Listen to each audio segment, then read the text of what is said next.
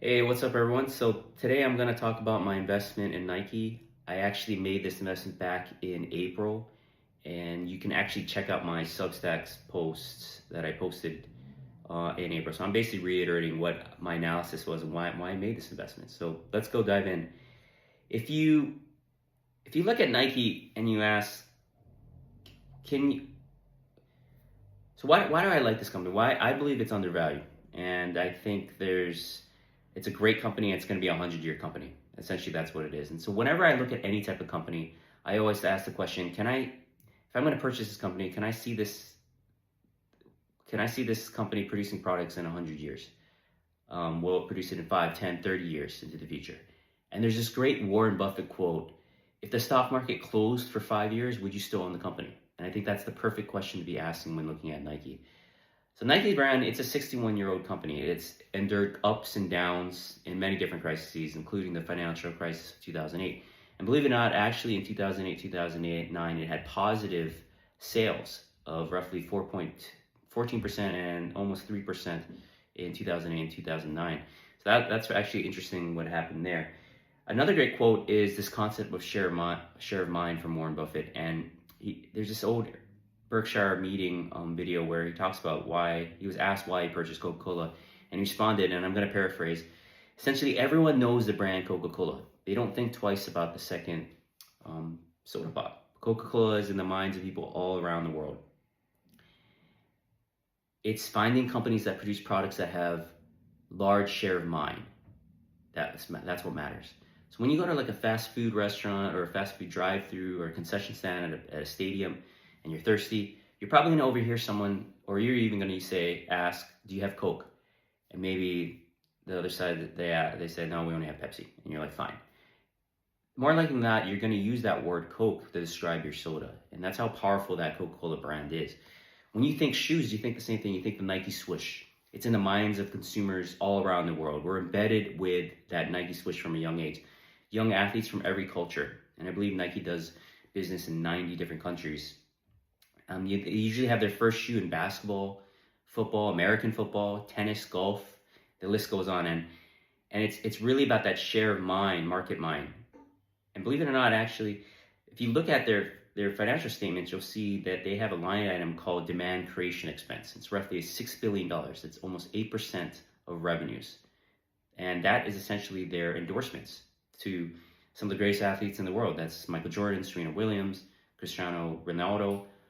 Even some pro surfers like Italo Fierro or Sierra Kerr, both Brazilian and Australian pro surfers. So they're going outside the box here as well.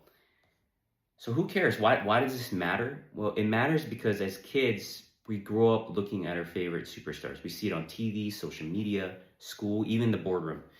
It's fashionable even now to wear sneakers with your suit at the boardroom. So it becomes a share of mind at a very young age. And just like Coca-Cola's job is to increase share of mind for consumers to think Coke, Diet Coke, Coke Zero at major food establishments, it's the same job for Nike to create share of mind for their athletes and for us to think Air Jordans, Air Force Ones, and Converse. And yep, they do own Converse if you didn't know that. So it's true, they have sales have dipped in the past few quarters negatively. And it's also true inventories have increased dramatically during the pandemic. So, and what does that say? That tells us that they have a backlog of inventory that they need to try to get rid of, and that's a negative. I think roughly 5.6 billion in 2019 dollars of inventories, as high as 8.4 billion in May of 2023, and now roughly 7.5 billion dollars in inventories in 2025 February. And so because of this inventory glut, they are now in a pinch to discount old inventory and make room for new. So they've been lowering. That's contributed to lower sales, and it's diluting their brand and a number of other things. But in my opinion, that's not the issue here. That's not Nike's problem. The only problem they have to solve every day is that share of mind problem.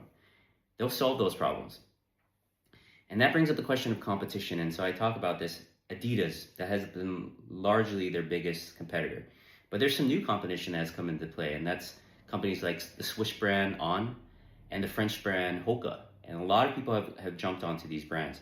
I believe last time I checked, Nike has an estimated 38% market share of the athletic footwear market, and that includes Jordans.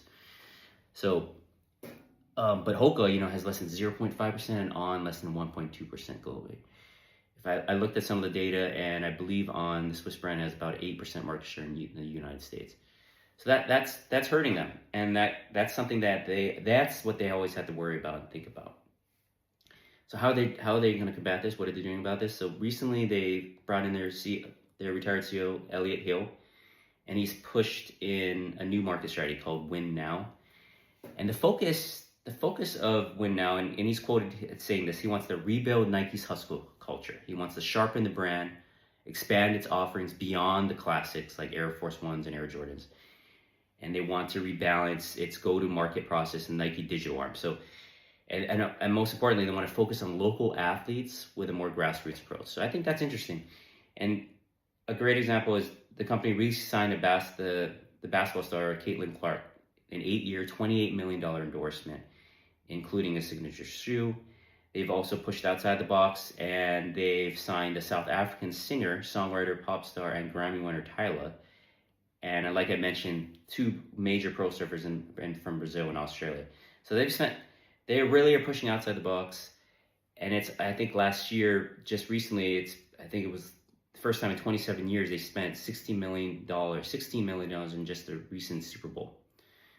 So they're pushing forward, and they know what they need to do. And I think that's the smart move, and it will right its side up. But what matters now is results, right? And we don't see it in the numbers. So, and things could turn worse with these tariffs going on in the United States right now. And for example, if there is some type of global or recession that the United States goes into, that will be an issue. But investing is an odds game. And like I mentioned, really we need to find great companies, and we need to get them at good prices. So given our mind share analysis, let's just do some math. So this is the math I did. So essentially, I looked at the last 12 months of free cash flows for Nike. They're roughly about $5.3 billion.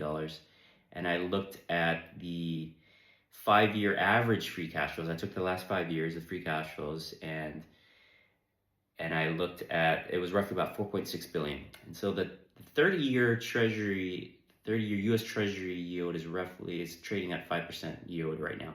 So since I believe Nike will be a 100-year company, I'm going to value them as a perpetuity. So I'll take that $4.6 billion, that's the average 5-year average cash flow, and I'm going to divide it by 5%. And what I get is a total enterprise value of roughly $92 billion. So at the time when I was doing this analysis and I looked at the current enterprise value of Nike, the entire company, it was roughly around $79 billion. So it's trading at a 15% discount. There's a great quote Warren Buffett has always said, and it is far better to buy a wonderful company at a fair price than a fair company at a wonderful price. I believe Nike is a wonderful company at a wonderful price. And so that's why I made this investment. So I hope you guys like this analysis. You can read my analysis. I reiterate it right through on my Substack. I just wanted to post it on a video and post it out there that this is one of my investments in my portfolio. I'm basically going to go through all my other investments in my portfolio for the rest of the year. And I'll start posting this more on a weekly or maybe at least 2 bi-weekly basis for all you guys. So hope you guys like it. See you guys. Thanks. Happy investing.